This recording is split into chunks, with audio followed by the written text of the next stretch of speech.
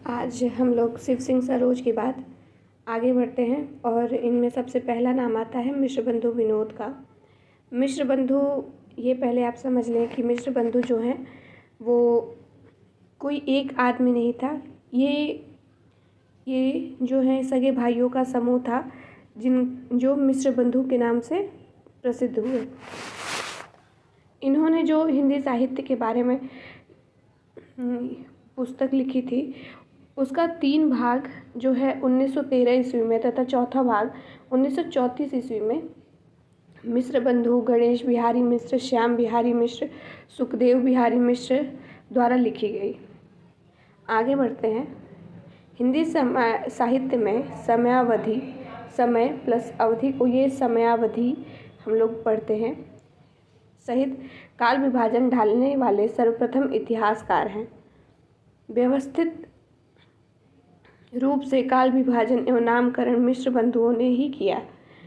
इन्होंने 4591 कवियों को अपने पुस्तक में शामिल किया था।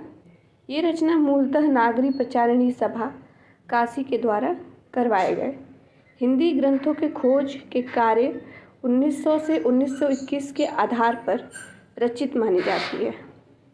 हिंदी साहित्य का सर्वप्रथम इतिवृत्तात्मक इतिहास भी इसी रचना में पढ़ने को मिलता है। तो आप मान सकते हैं कि मिश्र बंधु जो हैं इन्होंने बहुत सारे कवियों के बारे में लिखा था। आगे हम लोग इसके बारे में पढ़ेंगे कि आचार्य शुक्ल मिश्र बंधु विनोद ने 5 कालखंडों में विभाजित किया है। आचार्य शुक्ल ने इस रचना को बड़ा भारी कविवृत्त संग्रह या प्रकांड कविवृत्त संग्रह कहा है। आचार्य शुक्ल जी ने लिखा है कि कवियों का परिचायक विवरण मैंने मिश्र बंधु विनोद से लिया है। हिंदी साहित्य के इतिहास लेखन का व्यवस्थित और सम्यक आरंभ मिश्र बंधु विनोद से होता है। आगे पढ़ते हैं हिंदी साहित्य का इतिहास। हिंदी साहित्य के इतिहास जो पुस्तक है इसकी रचना आचार्य रामचंद्र शुक्ल द्वारा की जाती है और आचार्य रामचंद्र शुक्ल को हम मान सकते हैं कि इनको प्रमुख या फिर एक बहुत ही महत्वपूर्ण आलोचक की संज्ञा दी जाती है हिंदी साहित्य में। तो पढ़ते हैं हम लोग। हिंदी साहित्य इतिहास लेखन की परंपरा में आचार्य रामचंद्र शुक्ल द्वारा रचित हिंदी साहित्य का सर्वोच्च स्थान है। आचार्य शुक्ल का इतिहास मूलतः नागरी प्रचारिणी सभा द्वारा प्रकाशित हिंदी शब्द सागर की भूमिका के रूप में हिंदी साहित्य के विकास के नाम से सन 1929 ईस्वी में प्रकाशित हुआ। 1940 ईस्वी में इसका परिवर्धित एवं संशोधित संस्करण मिलता है। पहले ये ग्रंथ हिंदी साहित्य की रूपरेखा के रूप में तैयार हुआ था।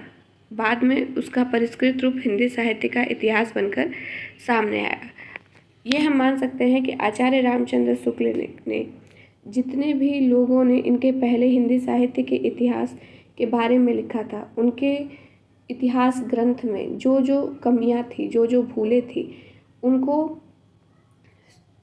देखते हुए आचार्य रामचंद्र शुक्ल ने उन कमियों को दूर करते हुए और सही से, ताकि लोगों को वो चीज़ समझ में आए, उस हिसाब से उन्होंने इतिहास के कालखंडों को विभाजित किया तथा वो एक खुद प्रमुख आलोचक और एक महान आलोचक थे, जिसके हिसाब से उन्होंने हर एक कमियों को देखते हुए बारीकी से उनका निर्धारण किया। और हमें आगे बढ़ते हैं। 1940 में इसका परिवर्धित एवं संशोधित संस्करण मिलता है। पहले ये ग्रंथ हिंदी साहित्य की रूपरेखा के रूप में तैयार हुआ था। बाद में उसका परिष्कृत रूप हिंदी साहित्य का इतिहास बनकर सामने आया। परिष्कृत रूप का मतलब होता है कि जो बाकी सारी चीज़ें जो भी उसमें बच गई थी या फिर जो उसमें गलती थी उसको और अच्छे से सुधार कर वो परिष्कृत रूप में उस नाम को बदल कर हिंदी साहित्य का इतिहास बनकर सामने आया। अगला पॉइंट बहुत इम्पॉर्टेंट है। आचार्य शुक्ल ने श्याम सुंदर दास की कोविद रत्नमाला, प्रोफेसर रामनरेश त्रिपाठी की कोविद कविता कौमुदी, वियोग हरि की ब्रज माधुरी सार से बहुत कुछ सामग्री लेते हुए इनके प्रति आभार व्यक्त किया है। ये बहुत ही इम्पॉर्टेंट है, इसको याद रखिएगा। शुक्ल जी ने हिंदी साहित्य को इतिहास को 4 कालखंडों में बांटा है। इसमें कवियों की संख्या, जीवन चरित्र की अपेक्षा उनके साहित्य इतिहास रचनाओं के मूल्यांकन पर बल दिया गया है।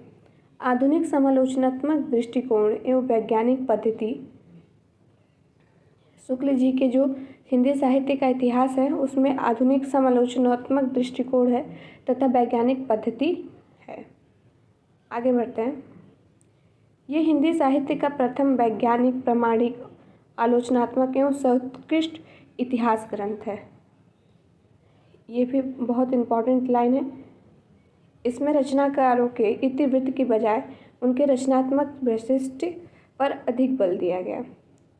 नेक्स्ट पॉइंट है, विधेयवादी पद्धति। इस पद्धति का प्रयोग करते हुए तत्कालीन युगीन परिस्थितियों के संदर्भ में हिंदी साहित्य के इतिहास को विश्लेषित किया गया। अब नेक्स्ट, अपभ्रंश साहित्य को हिंदी से अलगाते हुए पूर्व पीठिका के रूप में वर्णित किया गया।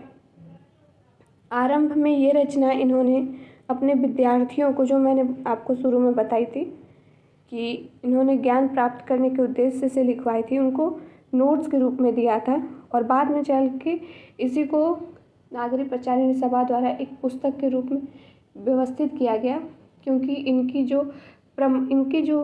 बुक है, ये जो पुस्तक है, ये बहुत ही प्रामाणिक है तथा उन्होंने बहुत सही रूप से सारे साहित्य के इतिहास का कालखंड विभाजित किया है तथा उनमें जो संदर्भ में हिंदी साहित्य के इतिहास को विश्लेषित किया गया है, उस समय कैसी परिस्थितियाँ थी उसके हिसाब से हिंदी साहित्य को इतिहास को विश्लेषित किया गया, उसकी व्याख्या की गई। अगला है, अपभ्रंश साहित्य को हिंदी से अलगाते हुए पूर्व पीठिका के रूप में वर्णित किया गया। अपभ्रंश साहित्य को उन्होंने हिंदी से अलग किया। उन्होंने बताया कि ये अपभ्रंश साहित्य जो है वो हिंदी से पूर्व में आती है तथा ये अलग भाषा है। आरंभ में ये रचना इन्होंने अपने विद्यार्थियों को ज्ञान प्राप्त कराने के उद्देश्य से लिखवाई थी। रीतिकालीन कवियों को रीतिबद्ध, रीतिसिद्ध, रीतिमुक्त कवियों में स्थान दिया। इन्होंने रीतिकालीन कवियों को 3 अलग अलग भागों में विभाजित किया तथा उनकी अपनी विशेषताएं, उनकी अपनी वैशिष्ट्यता उन्होंने प्रकाशित की। रीतिकालीन कवियों के आचार्य तत्व पर भी निष्कर्ष दिए। आगे बढ़ते हैं।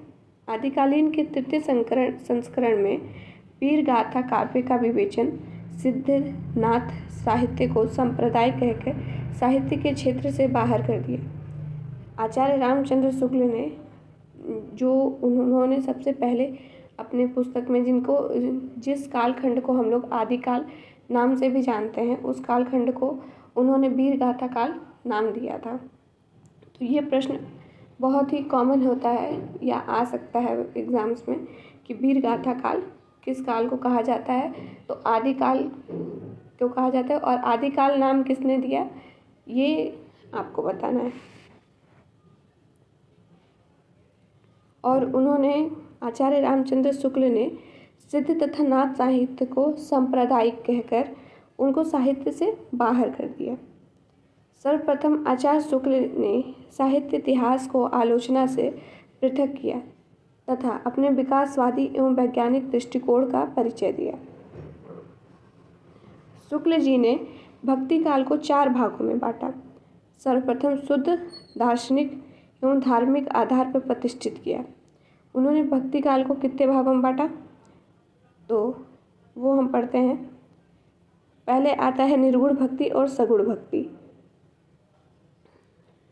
आगे बढ़ते हैं। और निर्गुण भक्ति में उन्होंने ज्ञान श्रेय शाखा और प्रेमाश्रय शाखा, और सगुण धारा में उन्होंने राम भक्ति शाखा और कृष्ण भक्ति शाखा के रूप में उन्होंने भक्ति काल को विभाजित किया। इसके बारे में हम लोग आगे पढ़ेंगे।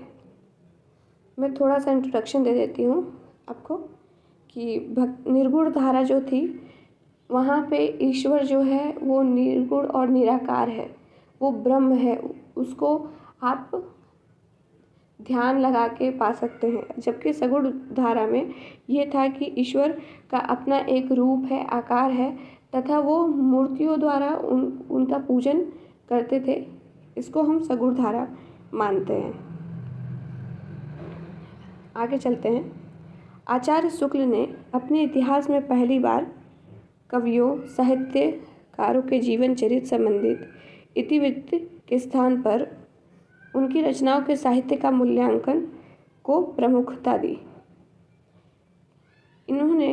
आचार्य शुक्ल ने उनके कवियों के जीवन चरित्र को ना देखते हुए उनकी जो साहित्यिक विशिष्टता थी या साहित्यिक विशेषताएं जो थी उनके ऊपर उन्होंने ज़्यादा प्रकाश तथा उनको ज़्यादा मूल्यांकन दी। आचार्य शुक्ल ने लिखते हैं कि